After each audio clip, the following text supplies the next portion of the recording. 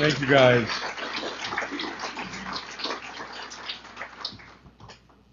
Well, and yet I'm still alive.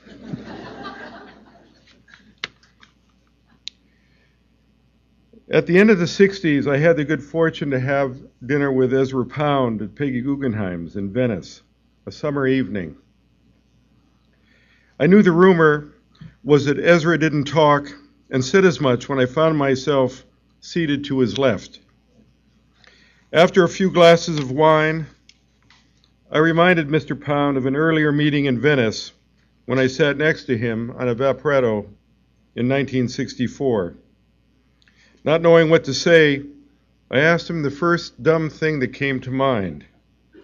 I asked him if he spoke English. "Nope," he said, in perfect English, keeping it simple between us. I thought the memory might amuse him, get him talking a little. But he looked over at me obliquely as I remember it. "Yes," he said, "but you see, that wasn't me."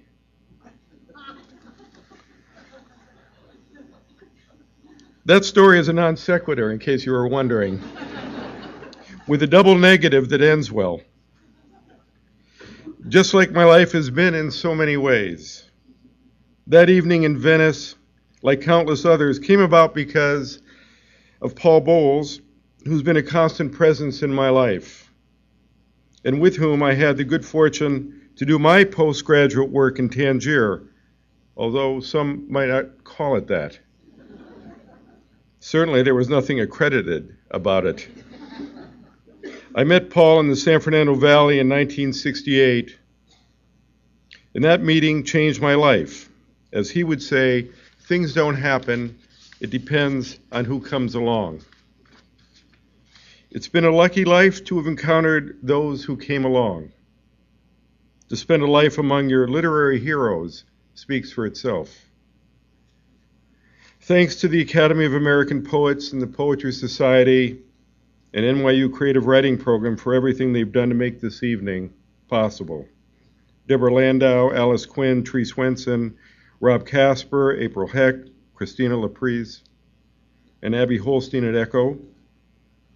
Thanks to my one-time student Janie Fink, who must have awakened from some kind of atavistic grad school nightmare to have gotten involved in this.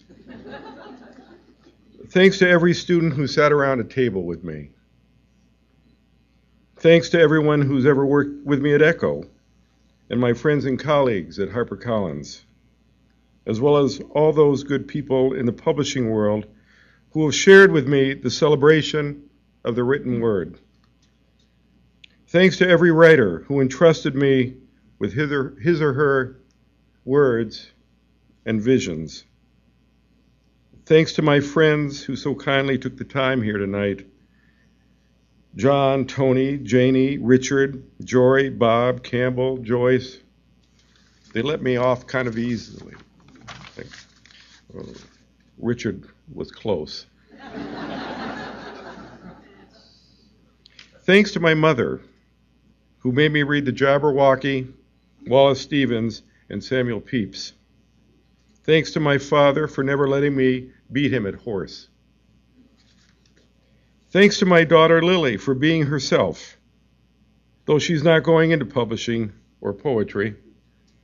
She's led me to believe that she will allow poetry to end her life from time to time in one form or another. I know my serious students will think this is some kind of sly reference to poetic form here, but truly this is not prosody. More likely than not, it's teenage reciprocity. And thanks most especially to my wife, Jean Carter, who came along and who has been my constant companion and witness along the way. 30 long and short years. Who back in the 70s threw what we used to call a manual typewriter. She threw it at me for not responding to one of the most important questions I've been tossed. I switched to a Selectric and married the woman who along the way made sure ECCO survived my financial eccentricities. Looking back, a decision that has made all the difference. And thanks to all of you for coming tonight to be part of this.